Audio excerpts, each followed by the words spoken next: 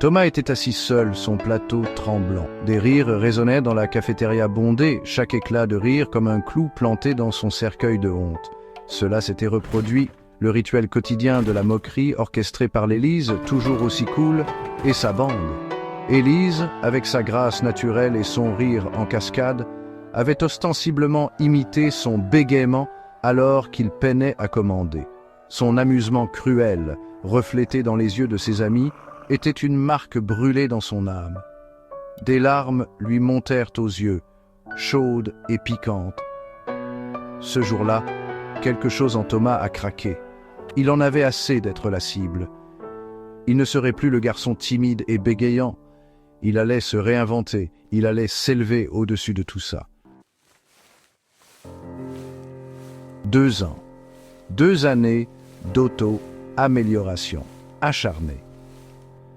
Thomas s'est plongé dans des livres sur la confiance en soi, a dévoré des magazines de fitness et s'est entraîné à parler en public jusqu'à ce que son bégaiement ne soit plus qu'un lointain souvenir.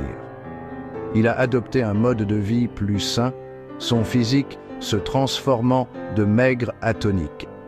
Il a poursuivi sa passion pour la photographie, son talent s'épanouissant sous sa nouvelle confiance. Jour après jour, l'ombre de la cruauté d'Élise s'estompait. Sa transformation n'était pas seulement physique, c'était une métamorphose complète de l'esprit. Il se comportait avec une nouvelle assurance, ses yeux pétillants de la joie de la découverte de soi. Il n'était plus le garçon qui se cachait à la bibliothèque.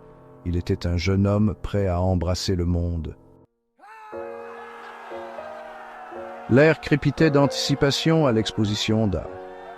Thomas parcourut la salle du regard, son attention attirée par une silhouette familière de l'autre côté de la galerie. Élise. Le temps n'avait pas diminué sa beauté, mais son rire semblait moins insouciant, son sourire forcé. Leurs yeux se croisèrent à travers la salle bondée.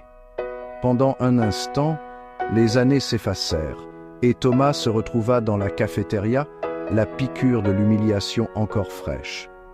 Mais cette fois, c'était différent. Il ne ressentait aucune peur, seulement un calme sentiment de résolution. Élise s'approcha de lui, ses pas hésitants, son expression indéchiffrable. « Thomas ?» demanda-t-elle, sa voix à peine un murmure. « Est-ce que c'est vraiment toi ?» La question resta suspendue dans l'air, chargée d'excuses non dites et des fantômes de leur passé commun. « Oui, c'est moi, » répondit Thomas, d'une voix ferme et claire. Il aurait pu déchaîner des années de colère et de ressentiment accumulés. Il aurait pu refléter sa cruauté, savourer le choc sur son visage. Au lieu de cela, il a choisi le pardon. Il a vu une lueur de vulnérabilité dans ses yeux, un soupçon de la fille insécure qu'elle était autrefois. « C'est bon de te revoir, Élise, » dit-il en lui offrant un sourire sincère. Sa surprise était palpable. « Je ne me suis jamais excusé pour la façon dont je t'ai traité, » balbutia-t-elle, les yeux baissés.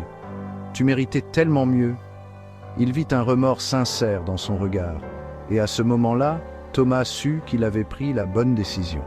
Les années d'amertume se dissipèrent, remplacées par une surprenante légèreté.